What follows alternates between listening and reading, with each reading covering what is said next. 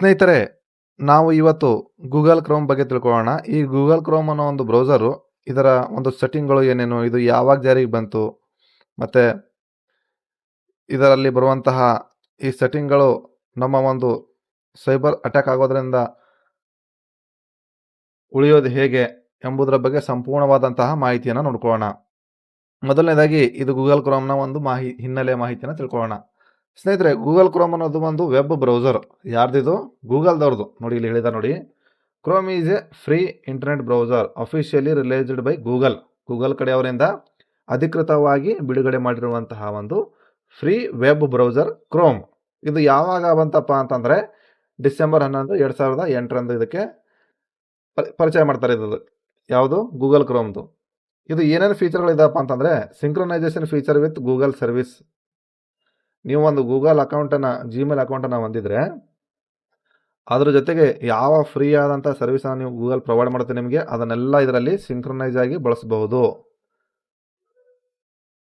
Tablet browsing ಅಂದರೆ ಬಹಳಷ್ಟು ಒಂದು ವಿವಿಧ ವೆಬ್ ಲಿಂಕ್ಗಳನ್ನು ಇದು ಸಪೋರ್ಟ್ ಮಾಡುತ್ತೆ. ಮತ್ತು ಅದೇ ರೀತಿ automatic translation and spell check of web pages. ಯಾವುದಾದ್ರೂ ವೆಬ್ ಪೇಜಲ್ಲಿ ನೀವು ಆಟೋ ಸ್ಪೆಲ್ ಚೆಕ್ ಅಥವಾ ಟ್ರಾನ್ಸ್ಲೇಟ್ ಮಾಡಬೇಕಾದ್ರೆ ಇದು ಕೂಡ ಬಹಳಷ್ಟು ಹೆಲ್ಪ್ ಆಗುತ್ತೆ. ಸೊ ಇದರ ಒಂದೊಂದು ಫೀಚರ್ ಇನ್ನು ತಿಳ್ಕೊಳ್ಳೋಣ ಬನ್ನಿ. ಸ್ನೇಹಿತರೆ, ಇದು ಸಿಂಪಲ್ ಆಗಿ ನಾವೇನು ಒಂದು ಗೂಗಲ್ ಕ್ರೋಮ್ ಬ್ರೌಸರ್ನ ಇಲ್ಲಿ ಡೆಸ್ಕ್ಟಾಪಲ್ಲಿ ಓಪನ್ ಮಾಡಿದ್ದೀವಿ. ಇವಾಗ ನಾವು ಏನು 3 ಡಾಟ್ಸ್ ಕಾಣಿಸ್ತಾ ಇದಲ್ಲ, ಈ 3 ಡಾಟ್ಸು ಇದು ಇದರಲ್ಲಿ ಸೆಟ್ಟಿಂಗು, ಹಿಸ್ಟ್ರಿ, ಇನ್ಕಾಗ್ನಿಟೋ ಮೋಡು, ಹಲವಾರು ಆಪ್ಷನ್ಗಳು ನಮಗೆ ನೋಡೋಕ್ಕೆ ಸಿಗ್ತವೆ. ಸೊ ನಾವು ಈ ಬ್ರೌಸರ್ ಬಗ್ಗೆ ತಿಳ್ಕೊಬೇಕಾಗಿದೆಯಲ್ಲ, ಆ ಕಾರಣದಿಂದ ಇಲ್ಲಿ ಈ ಸೆಟ್ಟಿಂಗ್ಸನ್ನು ತಿಳ್ಕೊಳ್ಳೋಣ ಮೊದಲು. ಸೊ ಈ 3 ಡಾಟ್ಸ್ ಮೇಲೆ ಕ್ಲಿಕ್ ಮಾಡಿದ್ರೆ ನಮಗೆ ಇಲ್ಲಿ ಹಲವಾರು ಆಪ್ಷನ್ಗಳು ನೋಡೋಕ್ಕೆ ಸಿಗ್ತವೆ. ಇಲ್ಲಿ ಒಂದೊಂದಾಗಿ ನೋಡಿದ್ರೆ ಬಹಳಷ್ಟು ಸಮಯ ಬೇಕಾಗುತ್ತೆ. ಇಲ್ಲಿ ಸೆಟ್ಟಿಂಗ್ಸಲ್ಲಿ ಬಹಳ ಇಂಪಾರ್ಟೆಂಟ್ ನಮಗೆ. ಇಲ್ಲಿ ಸೆಟ್ಟಿಂಗ್ಸ್ ಕಾಣಿಸ್ತಾ ಇದೆಯಾ? ಈ ಸೆಟ್ಟಿಂಗ್ಸ್ ಮೇಲೆ ಕ್ಲಿಕ್ ಮಾಡಬೇಕು. ಕ್ಲಿಕ್ ಮಾಡಿದಾಗ ನಿಮಗೆ ಇಲ್ಲಿ ಸೆಟ್ಟಿಂಗ್ ಬಾರ್ ಓಪನ್ ಆಗುತ್ತೆ, ಸೆಟ್ಟಿಂಗ್ ಟ್ಯಾಬು. ಅದರಲ್ಲಿ ಯು ಆ್ಯಂಡ್ ಗೂಗಲ್, ನೀವು ಮತ್ತು ಗೂಗಲ್ ಇರುವಂತಹ ಒಂದು ಪೇಜನ್ನು ಇಲ್ಲಿ ತೋರಿಸುತ್ತೆ. ಇಲ್ಲೇನೇ ಸಿಂಕ್ರನೈಸ್ ಆನ್ ಇಟ್ಟಿದ್ದೀನಿ ನಾನು. ಸಿಂಕ್ರನೈಸ್ ಯಾವುದಾದ್ರೂ ಸರ್ವಿಸಲ್ಲಿ ಅಪ್ಡೇಟ್ ಬಂದರೆ ಆಟೋಮೆಟಿಕ್ ಆಗಿ ಇಲ್ಲಿ ಸಿಂಕ್ರನೈಸ್ ಆಗುತ್ತೆ.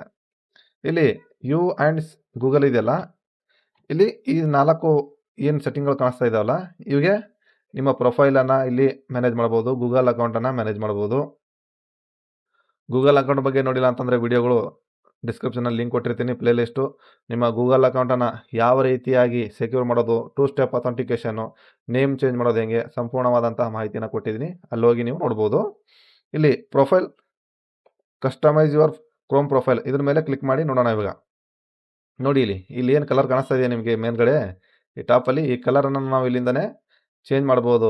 ಪ್ರೊಫೈಲ್ ಪಿಕ್ಚರ್ ಕೂಡ ಇಲ್ಲಿಂದನೇ ಸೆಟ್ ಮಾಡ್ಬೋದು. ಇಲ್ಲ ಅಂತಂದರೆ ನಿಮ್ಮ ಡೆಸ್ಕ್ಟಾಪಿಂದನೂ ಇಲ್ಲಿ ಸೆಲೆಕ್ಟ್ ಮಾಡುವಂತಹ ಆಪ್ಷನು ಕೊಡುತ್ತೆ.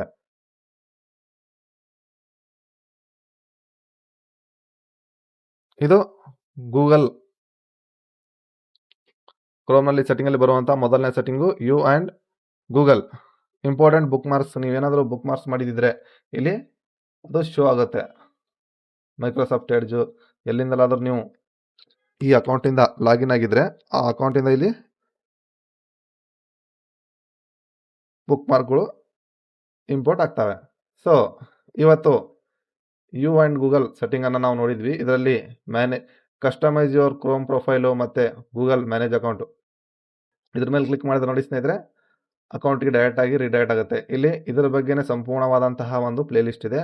ಆ ಪ್ಲೇಲಿಸ್ಟಲ್ಲಿ ನೀವು ನೋಡಿಬಿಟ್ಟು ನಿಮ್ಮ ಒಂದು ಗೂಗಲ್ ಅಕೌಂಟನ್ನು ಯಾವ ರೀತಿಯಾಗಿ ಸೆಕ್ಯೂರ್ ಮಾಡ್ಕೋಬೇಕು, ಪರ್ಸ್ನಲ್ ಡಾಟಾನ ಹೇಗೆ ಸೆಕ್ಯೂರ್ ಮಾಡ್ಕೊಳ್ಬೇಕು ಅನ್ನೋದರ ಬಗ್ಗೆ ಸಂಪೂರ್ಣವಾದ ಮಾಹಿತಿಯನ್ನು ಕೊಟ್ಟಿದ್ದೀವಿ. ಇವತ್ತು ನಾವು ಮುಖ್ಯವಾಗಿ ನೋಡಿದ್ದೇನಪ್ಪ ಅಂದರೆ ಕಸ್ಟಮೈಸ್ ಯುವರ್ ಕ್ರೋಮ್ ಪ್ರೊಫೈಲ್, ಇದ್ರ ಬಗ್ಗೆ ನೋಡ್ಕೊಂಡಿದ್ದೀವಿ. ಮುಂದಿನ ಒಂದು ವಿಡಿಯೋದಲ್ಲಿ ಈ ನಿಮ್ಮ ಪಾಸ್ವರ್ಡ್ ಆಟೋಫಿಲ್ ಮಾಡೋದು ಮತ್ತು ಪಾಸ್ವರ್ಡನ್ನು ಸೆಕ್ಯೂರ್ ಆಗಿ ಇಟ್ಕೊಳ್ಳೋದು ಹೇಗೆ ಅನ್ನೋದರ ಬಗ್ಗೆ ನೋಡೋಣ.